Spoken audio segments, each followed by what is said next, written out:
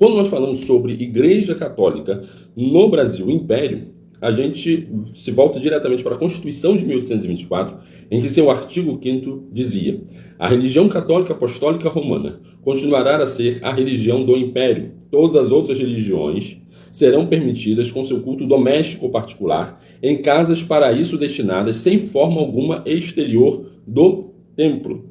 Esse catolicismo que vai dar continuidade ao Brasil, esse clero aqui no Brasil, seja um clero pós-reforma pombalina, seja um clero muito mais político do que um clero realmente dedicado às questões religiosas. Será um clero ilustrado, né? Será um clero muito mais próximo do jansenismo, não tanto em relação ao Concílio de Trento. Vai ser um clero que vai ter uma participação muito grande na política brasileira, a tal ponto que em 1817, por exemplo, na Revolução Pernambucana de 1817, essa Revolução de 1817 ela é conhecida como a Revolução dos Padres. Olá, tudo bem? Seja bem-vindo aqui a mais um vídeo do nosso canal Pedro Henrique Medeiros, canal de História dos Protestantismos no Brasil Império. Hoje, a partir desse vídeo, eu quero dar início aqui a uma série de vídeos, né, um estudo, um mini curso aqui, gratuito, a respeito do que foi a questão religiosa no Brasil Império e a participação dos protestantes nessa questão religiosa do Brasil Império. Isso aí aparece às vezes como um bloquinho só nos livros de história, né, nas escolas, aparece lá mais um bloquinho, e foi essencial para nós podermos entender essa relação da religião, certo, e da política no Brasil Imperial, que depois vai ter repercussões na República, ok? O propósito desse vídeo, por que eu decidi iniciar esse vídeo aqui, essa série, é que eu li, né, ontem, exatamente ontem, hoje nós estamos no dia 3 de dezembro, li ontem, dia 2 de dezembro, um post de um grupo monarquista, colocando, né, como se os protestantismos, e o protestantismo, né, colocando como se fosse uma coisa homogênea, como não é homogêneo o protestantismo no Brasil Império, colocando como se fosse uma coisa homogênea, que quando se inseriu no Brasil teria estado ligado diretamente à maçonaria, que também não é uma coisa homogênea no Império, mas ligado diretamente à maçonaria, e que então teriam atacado, derrubado a Igreja Católica, né, numa idealização que se cria sobre essa Igreja Católica no Império, e que resultando depois na queda do Império e na República. E eu queria apontar aqui algumas coisas que, ao ler os comentários daquele post, eu vi que existe uma certa confusão em relação a essa questão da participação protestante na questão religiosa aqui no Brasil Império, né, na época do nosso Império, na época da nossa monarquia, ok? Então, esse é o propósito do vídeo. Já peço que você deixe aí a sua curtida. Se você ainda não é inscrito, se inscreva no canal e compartilhe esse vídeo com os seus amigos. Vamos lá. Quando nós falamos sobre Igreja Católica no Brasil Império, a gente se volta diretamente para a Constituição de 1824, em que seu artigo 5º dizia: a religião católica apostólica romana continuará a ser a religião do Império. Todas as outras religiões serão permitidas com seu culto doméstico ou particular, em casas para isso destinadas, sem forma alguma exterior do templo. Um erro que muita gente comete, principalmente aqui, alguns, né, tem pessoas muito inteligentes nesse âmbito, nesse espectro das direitas, né, e o espectro daqueles que desejam a restauração da monarquia, mas também há algumas pessoas que idealizam algo que não aconteceu na realidade. O artigo 5º da Constituição de 1824, que é a Constituição do Império, deixa muito claro dizendo que a religião católica apostólica romana continuará a ser a religião do Império. E aí você, que se interessa por esse assunto, tem que fazer a pergunta, e a pergunta do historiador é: o que significava esse continuará a ser? Ou seja, não é algo que vai ser instaurado naquele momento, mas ela continuaria a ser a religião do Império, numa continuidade daquilo que veio anteriormente. O que era? Era o Império Português, né? E a partir do momento que Dom João VI chega aqui, esse Reino Unido, né, Portugal, Brasil e Algarve, uma união desses reinos que começa aqui quando Dom João VI chega ao Brasil, né, elevando a condição do Brasil em relação ao Império Português. Bom, esse catolicismo do artigo 5º, a primeira coisa que tem que chamar a atenção para os interessados nesse assunto é que não se pode ler apenas o artigo 5º. Você precisa ler o artigo 5º e também ler a continuidade da Constituição Imperial, como, por exemplo, o artigo de número 102, inciso 14 do artigo 102, que diz que era atribuição do imperador conceder ou negar o beneplácito aos decretos dos concílios e letras apostólicas e quaisquer outras constituições eclesiásticas que se não opuserem à Constituição e precedendo a aprovação da Assembleia se contiverem disposição geral. Ou seja, é uma igreja católica aqui no Brasil, mas uma igreja católica que a primeira coisa que chama a atenção, ela está submetida ao beneplácito imperial, ao beneplácito do imperador. Beneplácito significa que ele dá o seu consentimento às ordens, bulas, letras apostólicas, concílios, constituições eclesiásticas, que vem de onde? Vem do centro do catolicismo, que é Roma, né? Roma, Vaticano, vem de lá na Santa Sé, saem de lá os decretos, os concílios, decretos, concílios, bulas apostólicas, letras. Em outro vídeo, esse vídeo aqui é um vídeo ainda introdutório, em outro vídeo posso explicar um pouco melhor cada uma dessas categorias de documentos eclesiásticos. O que sai de lá não é diretamente, não é imediatamente aplicado ao Brasil, porque precisa, pela Constituição de 24, precisa passar por esse beneplácito, né, imperial. Um outro detalhe, né, que vai chamar a atenção quando a gente vê a Constituição do Império é que essa Constituição de 1824, ela diz que continuará a ser, ela regula, né, ela prevê aí toda a questão da continuação do padroado régio, que era uma condição da Igreja Católica, de Portugal, melhor, na relação entre a Igreja Católica e Portugal. Quando nós vamos ver a história de Portugal, percebemos a construção desse padroado, né, em Portugal. Quando chega ao Brasil, esse padroado, ou seja, essa participação da coroa portuguesa na Igreja Católica, na constituição da hierarquia, na participação da formação da hierarquia católica nos territórios portugueses, isso chega ao Brasil e ele é tomado na Constituição de 1824. Chama a atenção porque logo após a Constituição de 1824, Dom Pedro I, ele vai solicitar à Santa Sé que ele tivesse, né, o direito de dar continuidade ao padroado régio de Portugal no Brasil. Em outro vídeo também a gente esclarece um pouco melhor essa questão dos padroados. Quando a Santa Sé responde ao imperador do Brasil, dizendo, né, concedendo os direitos de padroado ao imperador brasileiro, vai chegar no Brasil e, por causa da Constituição, do artigo 102, inciso 14, essa concessão ela passa pela Câmara, né, pelo Parlamento, e o Parlamento vai negar essa disposição, porque diz que Dom Pedro I ele tinha esses direitos por títulos muito mais nobres, que eram os títulos da Constituição. Então, no Brasil, chama a atenção também, além da própria Constituição, é que esse padroado, ou seja, essa participação, essa ingerência, né, da coroa na Igreja Católica, ele é um padroado constitucional, é da Constituição de 1824, sem a participação da Santa Sé. Nesse caso que, né, deixou correr aqui no Império dessa forma. Uma outra coisa que chama atenção é que esse continuará a ser se refere a um período anterior ao que Portugal estava vivendo.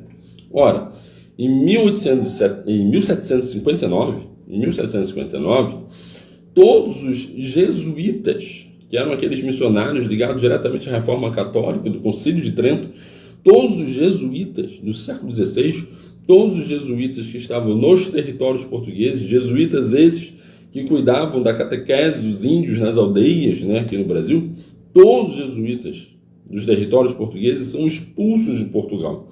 É feita uma conspiração contra eles em Portugal, e isso resulta na expulsão deles, uma falsa acusação, né, numa fake news, e eles são expulsos de todos os territórios portugueses em 1759, o que vai dar prosseguimento logo em seguida às reformas do Marquês de Pombal em Portugal. As reformas do Marquês de Pombal em Portugal faz com que o Estado português ele tome uma autonomia em relação à igreja que vai afastá-la, né, cada vez mais aí da gerência da Santa Sé.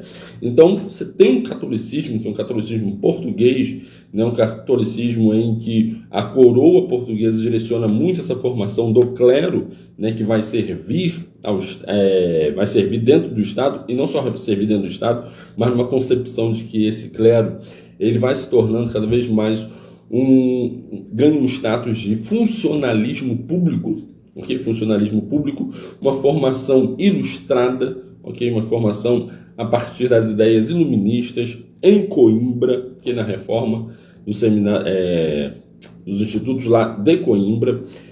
E esse clero, então, quando ele vai sendo formado, né, em Portugal e vai chegando ao Brasil, e aqui no Brasil vai ser influenciado, as reformas pombalinas lá em Coimbra vão influenciar diretamente as reformas aqui no Brasil em relação, por exemplo, ao seminário de Olinda, né, naquele momento, vai fazer com que esse clero aqui no Brasil, esse catolicismo que vai dar continuidade ao Brasil, esse clero aqui no Brasil, seja um clero pós-reforma pombalina, seja um clero muito mais político do que um clero realmente dedicado às questões religiosas.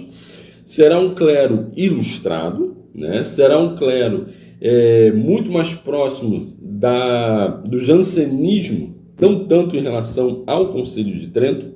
Vai ser um clero que vai ter uma participação muito grande na política brasileira, a tal ponto que em 1817, por exemplo, na Revolução Pernambucana de 1817, essa Revolução Pernambucana, que era uma revolução com caráter republicano, separatista, porque não era a República do Brasil, era a República ali, uma ideia republicana naquela região de Pernambuco, separatista, né, em desagrado à capital ter se tornado, né, o Rio de Janeiro, e não lá no Nordeste.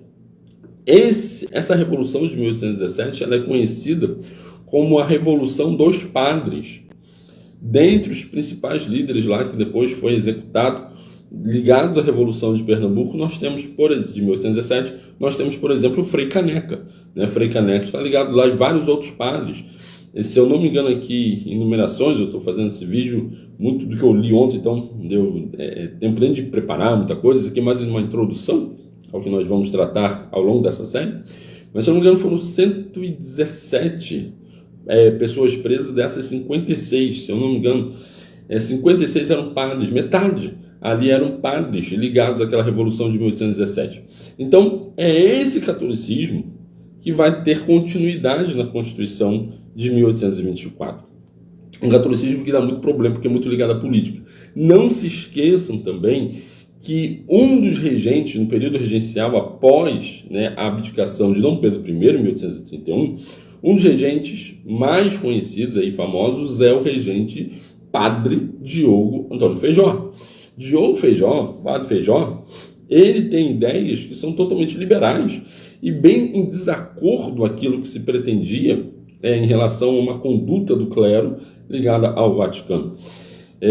Feijó vai ter ideias como, por exemplo, uma proposta de trazer os missionários moravianos, que eram missionários protestantes, para ocuparem os espaços que haviam se tornado, ficado vagos, após a expulsão dos jesuítas em 1759, trazer esses moravianos para estarem nas aldeias indígenas para dar continuidade às catequeses e evangelização dos índios. É um padre pensando nisso, tentando trazer os protestantes para cuidarem dos índios. Diogo Antônio Feijó também foi amigo de um missionário protestante metodista na época das regências, década de 1830, okay?